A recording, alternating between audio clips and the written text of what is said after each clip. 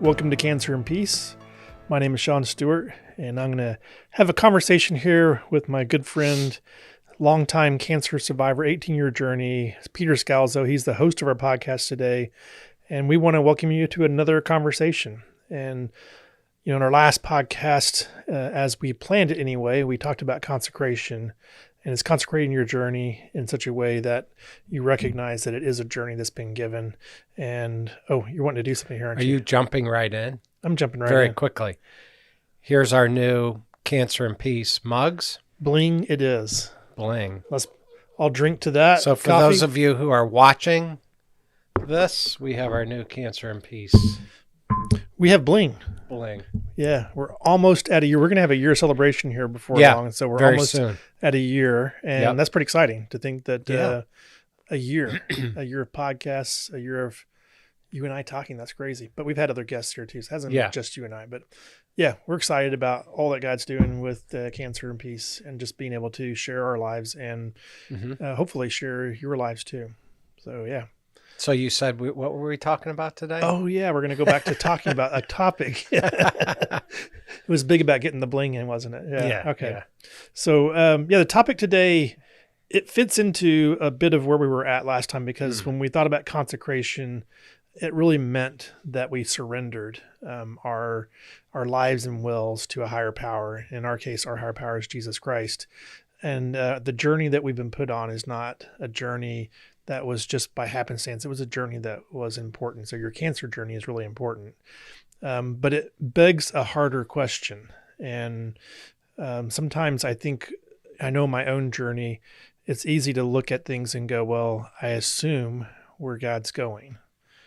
And so you came in and you told a great story, a biblical story of somebody who made an assumption. He asked, actually, but he made an assumption that this was in God's will, and it wasn't God's will. And so I thought it would be good to set up this concept when God says no. Yeah. Okay. And so if you want to tell a bit of the story there, and then I think it'd be great to hear your own thoughts and reflections on this. But I think that's where we're going. Pastor friend of mine that says, it's like no sounds kind of harsh, even though that's what it is. So he said, God says, I have a better idea, rather than just this harsh no. But anyway, I had a devotional that I was reading this morning, and when we were doing our pre-podcast talk that we do, Jack, myself, and Sean. Jack is the producer, and Jack. My task is to pick up egg sandwiches for all of us every podcast morning. So that's what we did. We were enjoying our egg sandwiches. And I happened to mention a devotional that I had this morning, which I thought was really interesting. And it was a passage concerning King David. And the passage had the prophet Nathan, who really was sort of a personal prophet for David, to the degree that he would commentate on David's life. He was the one who would come alongside David and really speak for God, even though David thought he was hearing from God. And in this particular case, David wanted to do something special for God. And at that point, they didn't have a nice temple where God dwelled. When they traveled from place to place, they brought a tent, and it was called the tabernacle, and that's where God dwelled. That's where they would worship him, and that's what his presence was in that tabernacle. That's kind of what God did. And so David said, gosh, God really needs a nice house to be in. And so like a house of cedar kind of thing. And so David set out to build this house. And at first Nathan had given permission and said, yeah, fine, that sounds good. God is with you. Go ahead and do it. And then all of a sudden, Nathan heard from the Lord, and the Lord said, yes, I do want a house built for me. That's fine. But that house will not be built by yourself. It'll be built by your descendants. And actually, specifically, Solomon, David's son, is the one who actually constructed that dwelling place for God. Can we back up for a second, yeah. too? Yeah. Because it's something that I found interesting about this, and I did a touch of setup here, was it seemed like a good thing. Yeah. I think this is what's really important about this is sometimes we choose good. Something we try to do things that we think are good or fit. It just seems to logically make sense in our own minds or have reasonable or rational understanding. And so when we run with just reasonable, rational, logical, or even things that may appear to be good, we may not be at the best place, the place that a consecrated journey really has in store for you. And that's really what was going on here is because what was fascinating to me is that initially Nathan said, yeah, it seems good, reasonable, go do it. Mm-hmm. But he hadn't heard from God yet. He just used his own logic and reason to say, why not? Things are going pretty good. And why wouldn't you want to do something good for God? Right. Yeah. And so this is the place where I think a lot of us find ourselves is relying on logic, reason, or what appears to be doing something that is good. Yeah, that's a great point. And I think how many times have I gone forward with that plan, only to find out that God had a different plan that he wanted to bring out. And so David heard Nathan the prophet, and Nathan said, no, you're not going to be the person to build it. And I know there's some, we obviously know that God walked with David. David brought the Ark of the Covenant back to the city. He danced before the Lord. God said, this is a man after my own heart. I mean, that's a David was a warrior. He conquered people that God wanted him to conquer, and he was an obedient man. And the thing I love about David, and someday we'll talk about this, but the vulnerability that he had also, he allowed a very really difficult time in his life to be recorded in Scripture. That was his own sin, right? And so he's very vulnerable within Psalms, and he laments within Psalms, and there's so many wonderful things to talk about David. But yeah, it's this place where this man of God thought, okay, this is what God wants me to do. It sounds great. And for me, it's the fact that God is mysterious at times. God wants to do things that I'm not even thinking about. We've talked about it before that God has a plan in store, and I want to control that plan. I want to control God in my life. I want God to do what I want God to do, and I just think very briefly in my own cancer journey of being told in 2005 that God told me, he said in my heart, I heard him very clearly, I want you to be transparent about this journey. And the implication was that he would use it for ministry, not only in my life, but also others. And I remember in 2015 at that seat change surgery that I've talked about so much, it looked like the end of my life was imminent.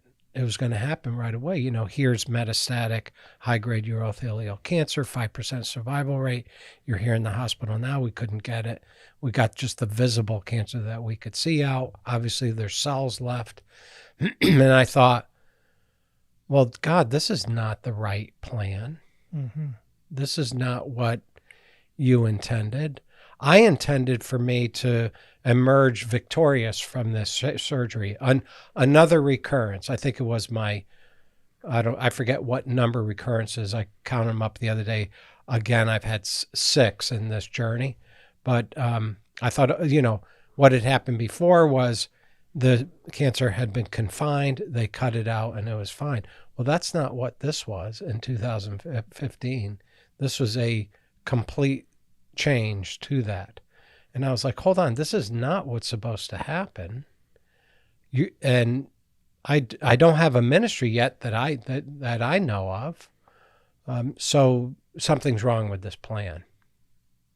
What I like about this is that we tend to, in our own lives, apply logic Yeah. to, okay, and you can even look at this with the other great saints, is like Abraham, birthed Ishmael because, hey, at a certain age, Sarah was like, hey, this isn't ever going to happen, this promise that God gave.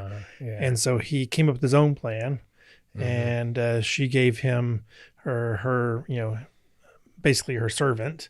And then he had Ishmael with her, but that wasn't God's plan, even though it looked impossible for Sarah to have kids. But if God says something, paying attention and doing is really important. So when God said no to David, my response would have been to stomp and kick and complain and grumble, right? David didn't do that. It's interesting. David's at a more mature place in his journey. At this point, he's had a lot of hardship that's come his way, and he's already gone through a lot of brokenness. And so he's obviously learned how to manage no and shame, which I think is another important word to put into this. Is shame, suffering, and no. So I'm going to present the word acceptance. I like that. Yes, acceptance. Can I accept God's no? When I prayed for complete restoration and healing and for my cancer journey to stop years ago, God said no. This is big, yes. Yes. And every time the cancer journey kept going on, I was like, it can't go on more than this, God. It can't. You have to stop it here. God said no. I have a plan and a purpose in all this. So the cancer journey kept going. Yeah. How did you get to acceptance? I think this is for you. That's the issue, right? Yeah.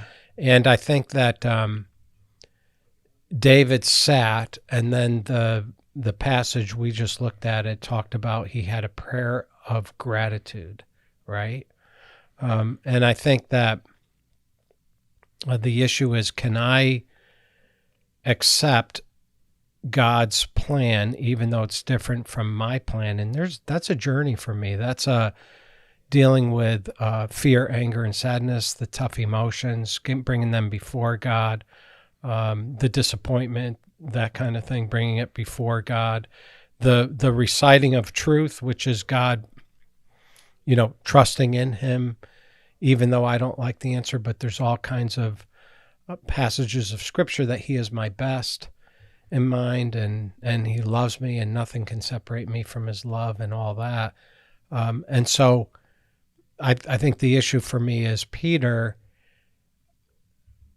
are you in a place where you can accept the fact that this situation is not going to be the way you want it to be? And I think, at this point in my journey with 18th year now, going into my 19th year of this cancer journey, and divorce and all that, I think the answer for me is I have to deal with the tough emotions, but yes, I can accept it. Now, I haven't been told recently. I often ask myself, if I have a recurrence and they say there's nothing more for us to do, and you're going to pass, are you okay with that? And my response to that right now is, I think that God's going to give me the grace to accept that news when it happens. And I'm in a better position to accept that now than I was before. I'm satisfied with the length of my life right now and what's happened, and seeing my kids where they're at, meeting my granddaughter, all that stuff. Is it that, or is it, so I'm just probing here a bit, since we're talking about this, is it having, so we talk in recovery terms too, and I'm going to put another word onto the table, and that is powerlessness. We talk about this a lot in recovery. It's like, as we get into this place of accepting our powerlessness over certain situations, places, people, places, things, or the conditions of our life, that there's a level of powerlessness that we have to come to an acceptance. And the next line passes that we came to believe that a power greater than ourselves. In recovery, we say it could restore us to sanity. Right. And I would argue that you've come to a place in your cancer journey where you've accepted your powerlessness over the diagnosis and what could happen, but you've come to believe that a power greater than yourself can restore and does dictate your journey going forward. Is that a fair way of thinking about it? That's a great way to say it.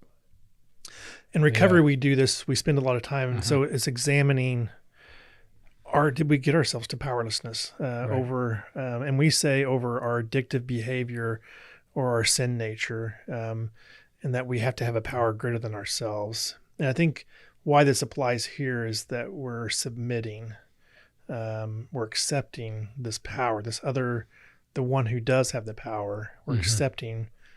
And that's why I think it fits in with this consecration journey. We're accepting. Because we said in consecration that we're giving our lives, our journeys to God. And a way of doing that now is to look at when we get the answer we don't. Why this is such an important concept. When we get the answer we don't want, or we think doesn't apply, it doesn't logically fit, and doesn't make sense to us, are we consecrated? And when we get no, it really tells us a lot about whether or not we have consecrated our journey, or whether we're still hanging on to power. Like we actually think we have power in this place. And this is the challenge. And the reason why I think I would agree with you that, hey, if you were to get this again, is you've already had to relinquish power more than once and step forward. And the one who had the power has consecrated another leg in that journey for a few more years, and no guarantee about next year or the next 10 years, but he consecrated a few more years. Right. Yeah, I think that's I love accepting my powerlessness, because that to me is really how I do this journey. I mean, I know that I'm powerless over cancer. I can control my responses.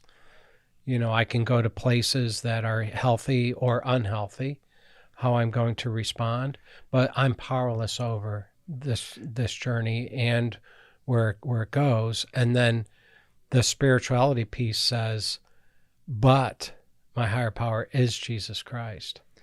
And I'm going to consciously choose to commit my life and will to him. Surrender piece. That's the third step. We did a while back, we did the serenity prayer. Right. And in the serenity prayer, there's a concept that is accepting the things I cannot change. And then the next line says there's a tension that we have to understand. So we're not actually just saying, throw your hands up in the air and just whatever happens, happens. The next line on the serenity prayer says, and the courage to change the things I can.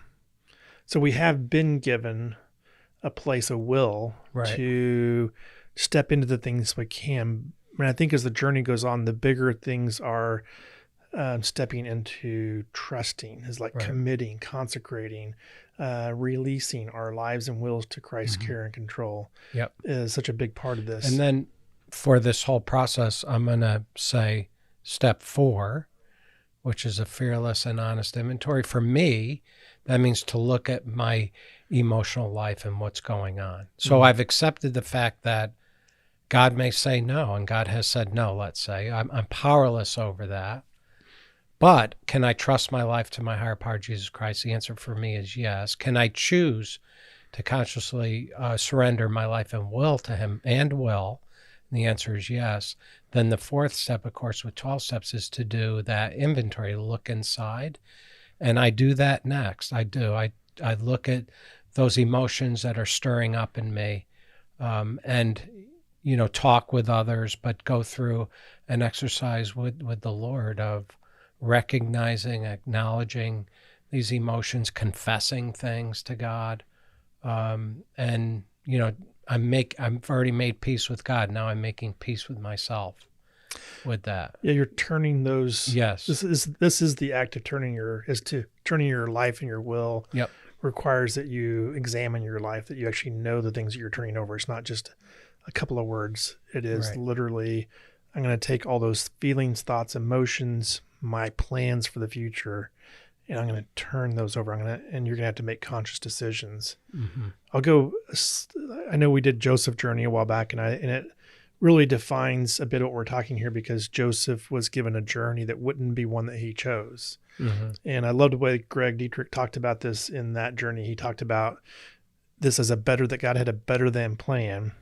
And if you were to educate somebody for being the second command of a nation, which was exactly the road he was on, that wouldn't be the way you would think about it. But God chose the perfect educational system. It wasn't fancy universities with highfalutin degrees. It was, hey, go spend some time as a slave in one of these officials' houses, because you're going to learn more about how the culture works and how family structures work and all the things that you need to be able to survive in this culture by being a slave in this executive's house. And then you're going to learn how to lead people in hard situations by going to jail for a while. And you're going to learn how to persevere in hard times by being forgotten and abandoned, and yet figure out that I'm still there with you. That is a journey that is a deep journey of surrender and acceptance. And for some, I think it breaks them because they become angry, bitter, and resentful.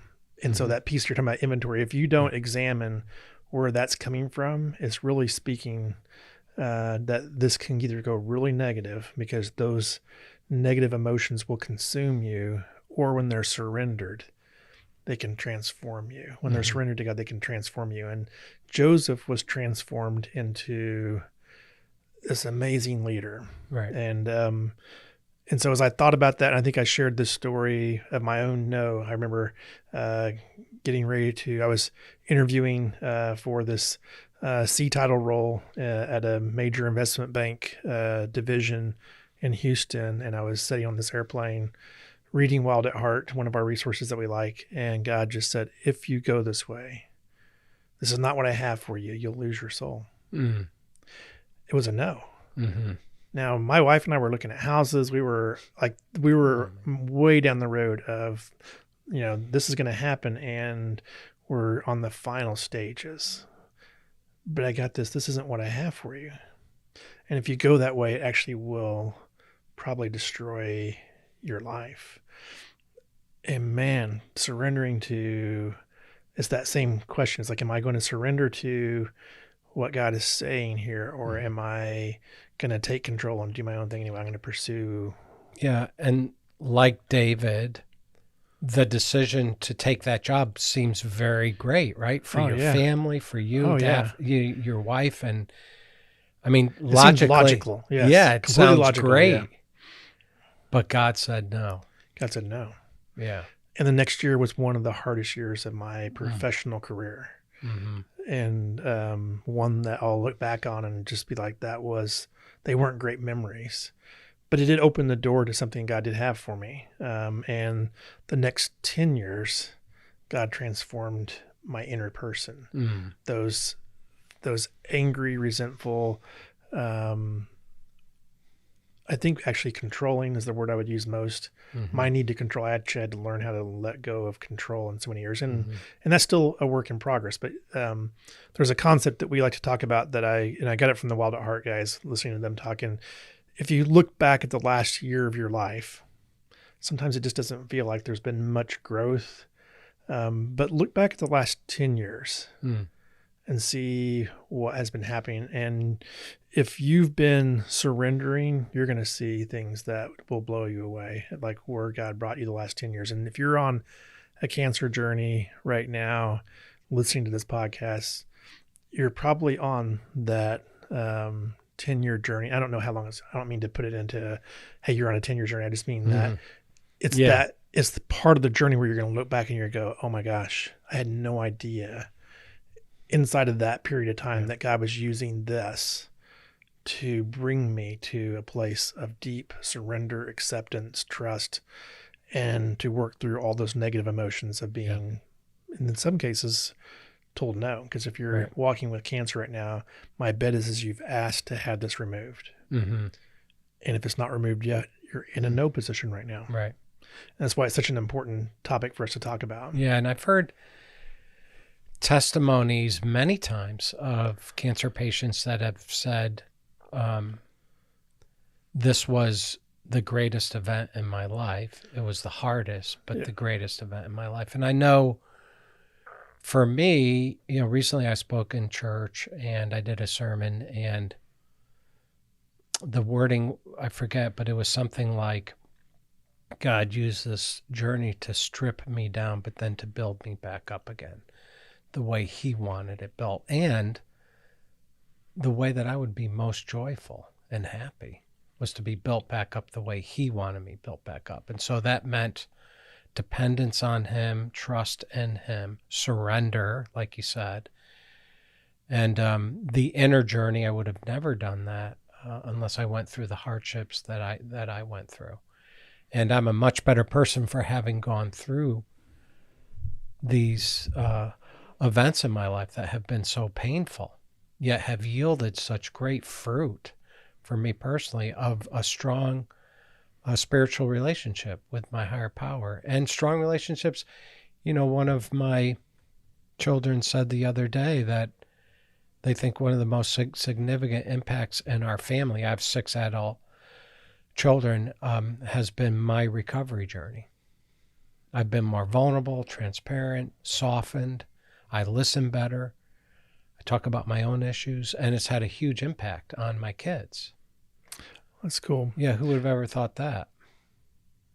Well, that's a good question. Since we didn't know each other that well prior to that, I won't speak to that. I'm going to guess you're a pretty bad guy, though. Hey, I want to go back to something just because it was something important that we were talking about, and it was David's response. There were a couple of words that you thought, I think it'd be good to talk about. Hey, when David got no, there was something that was said, and Eugene Peterson said it well in this devotional you and I were looking at. And I thought maybe if you would highlight that, I think that could be really good for people to hear that, how David postured himself. What did he do? Yeah, he sat. But what else did, because I think you read it right before we came in, right? Yeah, I think, and the thing that was interesting was that he got before God and he put himself into a position that was listening. He sat before God. But Eugene Peterson said, and I thought this was really fascinating, was we think about, like, if somebody were to say David, they would probably immediately go to the story of David and Goliath. Right. You might go to some others, but Eugene Peterson said that this might be one of the most, if not the most significant act in David's, time, was to release all his internal inclination to go do, but rather to be with God and to trust him with non-action, with just being in his presence and releasing his heart, his desires. And we've actually, one of the things that you and I both have done this book called The Cure, and in the opening part of the book, it has this interesting kind of, I'm going to call it allegory or kind of metaphorical kind of storyline. And the storyline has this guy going down a path, and it gets up to 2 signs, and the road goes to a Y, and one says pleasing God, and the other road says trusting God. And the question was, which one would you choose? Yeah.